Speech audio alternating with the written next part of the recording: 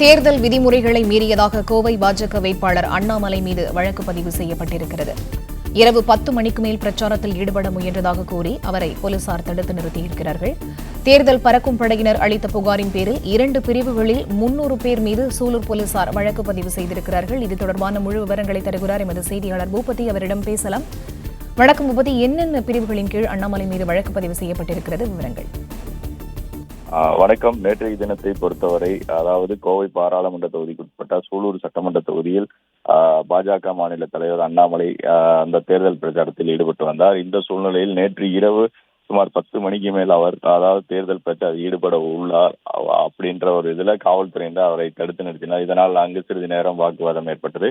பின்னர் அண்ணாமலை அவர்கள் அங்கிருந்து கிளம்பி சென்றனர். இந்த விவகாரம் தொடர்பாக அதாவது இன்றைய தினத்தை பொறுத்தவரை, அதாவது திரு அண்ணாமலை மற்றும் அவருடன் இணைந்த ஒரு 300 பேர் மீது அந்த சூலூர் காவல் நிலையத்தில் அந்த வழக்கு பதிவானது போடப்பட்டுள்ளது.